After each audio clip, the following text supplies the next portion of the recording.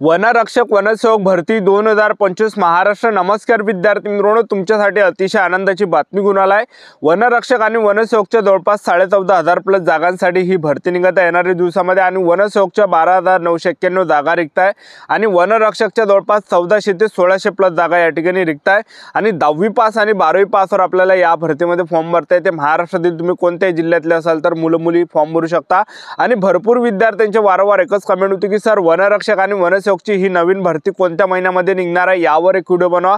तर मी तुम्हाला याबद्दल सांगणार आहे। त्याचबरोबर वनसेवकचं जे हे पद आहे हे नव्याने निर्माण करण्यात आले आणि आता शासन निर्णय सुद्धा आलाय आणि बऱ्याच विद्यार्थ्यांची एकच कमेंट होती की सर वनसेवक मध्ये उंची किती लागणार आहे, छाती किती असणार आहे, वनसेवक मध्ये पेपर असणार आहे की नसणार आहे, वनसेवक मध्ये वयोमर्यादा काय असू शकते, वनसेवकचा अभ्यासक्रम या ठिकाणी काय असू शकते। तर संपूर्ण माहिती मी तुम्हाला आजच्या व्हिडिओच्या माध्यमातून वनरक्षक वनसेवक भरतीची सांगणार आहे। कोणत्या महिन्यापर्यंत हे भरती निघणार आहे याबद्दल आजचा व्हिडिओ खूप महत्त्वाचा होणार आहे। व्हिडिओ शेवटपर्यंत बघा आणि व्हिडिओला आताच लाईक। नमस्कार विद्यार्थी मित्रांनो, नोकरी लाईन मराठी यूट्यूब चॅनलवर मी गोपाल वानखडे तुमचं सर्वांचं सहर्ष स्वागत करतो। तर मित्रांनो, व्हिडिओचा थंबनेल बघून तुमच्या लक्षात आलं असेल की आपला व्हिडिओ कोणत्या टॉपिकवर होणार आहे। व्हिडिओ सुरू करण्याच्या आधी आपल्या यूट्यूब चॅनलला सबस्क्राइब करा जेणेकरून प्रत्येक भरतीचे अपडेट तुमच्यापर्यंत सर्वात आधी पोहोचेल। जास्त करून वनरक्षक वनसेवक भरतीच्या रिलेटेड जास्त व्हिडिओ आपल्या चॅनलवर अपलोड करत असतो।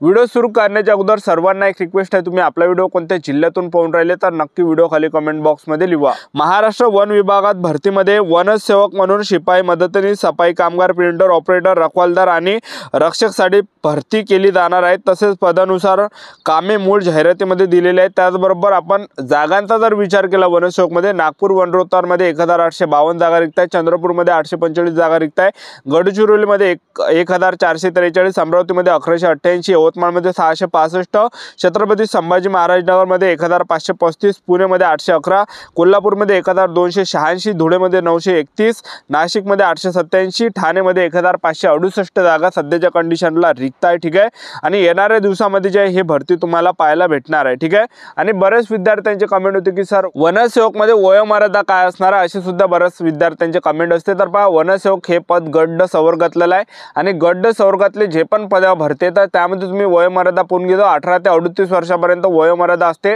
तर नक्कीच वनसेवक मध्ये सुद्धा वयोमर्यादा 18 ते 38 वर्षापर्यंत तुम्हाला पाहायला भेटणार आहे, एक लक्षात ठेवा। ठीक आहे, आणि त्याचबरोबर वनसेवक मध्ये हाईट सुद्धा कमी या ठिकाणी लागणार आहे कारण की गट संवर्गातलं पद आहे आणि वनसेवक मध्ये पेपर असणार आहे की नसणार आहे तर मी तुम्हाला आता सांगून देतो यामध्ये पेपर असणार आहे कारण की ही जी भरती आहे सरळ सेवेने घेतली जाणार आहे। तर पेपर जरी असला तर यामध्ये अभ्यासक्रम काय असू शकते वनसेवकला, तर पहा यामध्ये सामान्य ज्ञानाचे प्रश्न विचारले जाणार आहे। त्याचबरोबर यामध्ये बुद्धिमत्ता चाचणीचे सुद्धा प्रश्न परीक्षेला विचारले जाणार आहे, बुद्धिमत्ता आणि गणित सुद्धा यामध्ये असू शकते, एक लक्षात ठेवा। ठीक आहे, त्याचबरोबर मराठी व्याकरण झालं, त्याचबरोबर इंग्रजी ग्रामर, तर अशा प्रकारे जे असे हे या ठिकाणी अभ्यासक्रम या ठिकाणी असू शकते, एक लक्षात ठेवा।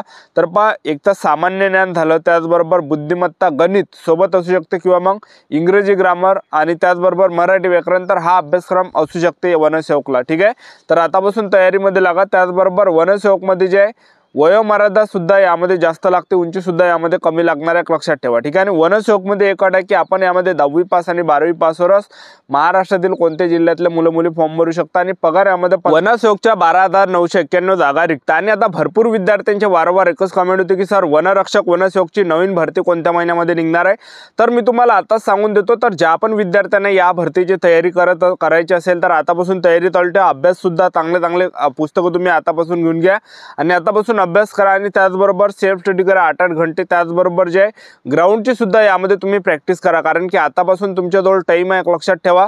तर ह्या टाइम मध्ये चांगली तयारी करा, तुमची जर चांगली तयारी होणार आहे तर तुमचं सिलेक्शन या ठिकाणी होणार आहे। तर वनसेवक आणि वनरक्षकची ही जी भरती आहे जवळपास तुम्हाला जून जुलै महिन्यामध्ये हे तुम्हाला पाहायला भेटणार आहे। जून ते जुलै महिन्यामध्ये या भरतीची जाहिरात येणार आहे कारण की मी तुम्हाला असं कोण सांगू राहिलो तर महाराष्ट्र राज्याचे जे वन मंत्री आहे गणेश नाईक, तर यांनी याच्या अगोदर घोषणा केली होती 21 मार्चच्या आसपास त्यांनी जे घोषणा केली होती 21 मार्चला की आम्ही वनरक्षक वनसेवक वनपाल वन विभागामध्ये ज्या रेंजमध्ये जेवढ्या पण जागा रिक्त आहे तर त्या आम्ही 2 ते 4 महिन्यामध्ये भरणार आहे अशी त्यांनी त्या ठिकाणी घोषणा केली होती। तर नक्कीच जून जुलै महिन्यापर्यंत हे भरती येण्याची दाट शक्यता या ठिकाणी आहे। ठीक आहे, तर वनरक्षक भरतीमध्ये जर आपण पाहिलं तर वनरक्षक भरती हे गट संवर्गातलं पद आहे। यामध्ये फक्त 12वी पासवरच आपल्याला फॉर्म भरता येते, ग्रॅज्युएशन जरी झालं असेल तुमचं तरी सुद्धा आपल्याला वनरक्षक मध्ये फॉर्म भरता येते। त्याचबरोबर 12वी मध्ये आपल्याला अर्थशास्त्र किंवा भूगोल आर्ट आर्ट असेल तर ह्या दोनपैकी एक विषय असला पाहिजे, तरच फॉर्म भरता येते. एक तर अर्थशास्त्र असला पाहिजे किंवा भूगोल असला पाहिजे. त्याचबरोबर कॉमर्सवाल्यांना फॉर्म भरता येते, त्याचबरोबर सायन्सवाल्यांना सुद्धा फॉर्म भरता येते वनरक्षकमध्ये. वयोमर्यादा जर विचार केला वनरक्षक भरतीमध्ये 18 ते 27 वर्षापर्यंत वयोमर्यादा आणि मागासवर्गीयांसाठी 5 वर्षाची सूट असते.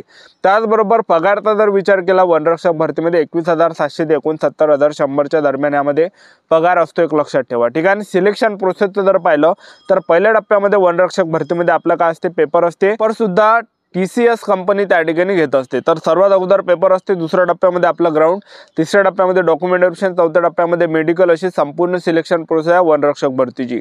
पहिल्या टप्प्यामध्ये आपले यामध्ये काय असते तर पेपर असते. यामध्ये तर पेपरला जे प्रश्न परीक्षेला विचारले जाते, सामान्य ज्ञानाचे 15 प्रश्न, त्याचबरोबर बुद्धिमत्ता चाचणीचे 15 प्रश्न, त्याचबरोबर मराठी व्याकरणचे 15 प्रश्न, इंग्रजी ग्रामरचे 15 प्रश्न, तर असे टोटल 60 प्रश्न परीक्षेला विचारले जाते. एका प्रश्नाला 2 गुण असते, म्हणजे पेपर 120 मार्काचा असते, पण 60 प्रश्न त्या ठिकाणी परीक्षेला विचारले जाते. आणि पेपरमध्ये निगेटिव्ह मार्किंग नसते, गणिताचा विषय विचारला जात नाही यामध्ये. ठीक आहे. आणि त्याचबरोबर आपल्याला यामध्ये पासिंगचा जर विचार केला, 60 प्रश्न परीक्षेला विचारले जाते, तर 60 पैकी 27 जर आपले प्रश्न बरोबर आले तर आपण पेपर पास असतो, आपल्याला ग्राउंडसाठी बोलावले जाते. तर तुमचे जास्त चान्सेस आहे. तर पहा, आपले जर पेपरमध्ये 60 मार्क जरी आले, 60 मार्क जरी आपल्याला पेपरमध्ये भेटले, म्हणजे एक उदाहरण तुम्हाला देत आहे, म्हणजे 60 पैकी समजा 30 प्रश्न आपले बरोबर आले, 30 म्हणजे 60 मार्क होते. ठीक आहे. तर 60 प्रश्न आपल्याला म्हणजे 60 मार्क जरी आपल्याला भेटले आणि ग्राउंडमध्ये आपण 80 घेतले, तर असे 140 या ठिकाणी होते आणि जास्त चान्सेस आहे 140 वर सिलेक्शन होण्याचे. ठीक आहे. तर अशा प्रकारे पेपर होणार आहे. पहिल्या टप्प्यामध्ये पेपर झाल्यानंतर दुसऱ्या टप्प्यामध्ये आपलं ग्राउंड आहे. पुरुष उमेदवारांना यामध्ये 5 किलोमीटर रनिंग आहे. 5 किलोमीटर रनिंग आपल्याला 17 मिनिटांमध्ये मारायचे. जे पण पुरुष उमेदवार 17 मिनिटांमध्ये 5 किलोमीटर रनिंग मारणार आहे त्यांना 80 मार्क भेटणार आहे पैकीच्या पैकी. आणि 1-1 मिनिट जरी तुमचा टाइम जास्त झाला तर आपल्याला 10-10 मार्क कमी या ठिकाणी भेटणार आहे. ठीक आहे. तर अशा प्रकारे आहे. त्याचबरोबर महिला उमेदवारांसाठी यामध्ये 3 किलोमीटर रनिंग आहे. 3 किलोमीटर रनिंग महिला उमेदवारांना 12 मिनिटांमध्ये मारायचे आहे. ज्या पण महिला उमेदवार 3 किलोमीटर रनिंग ह्या 12 मिनिटांमध्ये मारणार आहे, तर त्यांना ज्या 80 मार्क भेटणार आहे पैकीच्या पैकी. तर अशा प्रकारे यामध्ये आपलं काय असतं, पहिल्या टप्प्यामध्ये पेपर असतो, एक लक्षात ठेवा, आणि दुसऱ्या टप्प्यामध्ये ग्राउंड. तर उंचीचा जर आपण विचार केला तर पुरुष उमेदवारांसाठी जे उंची लागते तर 163 सेंटीमीटर उंची पुरुष उमेदवारांसाठी लागते सर्वच कॅटेगरीच्या, फक्त ST कॅटेगरी सोडून. आणि महिला उमेदवार असाल तर 150 सेंटीमीटर उंची लागते ST कॅटेगरीच्या सोडून. त्याचबरोबर 79 सेंटीमीटर फुगून 5 सेंटीमीटर आपली भरली पाहिजे. त्याचबरोबर ST कॅटेगरीचे जर तुम्ही कॅन्डिडेट असाल तर 152.5 सेंटीमीटर उंची पुरुष उमेदवारांसाठी लागते. महिला उमेदवार ST कॅटेगरीचे असाल तर 145 सेंटीमीटर उंची लागते. 79 सेंटीमीटर फुगून 5 सेंटीमीटर आपली भरली पाहिजे. तर अशा प्रकारे यामध्ये ग्राउंड आहे. पुरुष उमेदवारांना 5 किलोमीटर रनिंग मारा लागते 17 मिनिटांमध्ये. असं नाही की भाऊ 17 मिनिटांमध्ये मारा लागते. तुमचा जर समजा वेळ झाला, टाइम जरी तुमचा झाला 20 मिनिटं लागले, 21 मिनिटं लागले तरी चालते, पण कमी मार्क आपल्याला भेटते त्यामध्ये. ठीक आहे.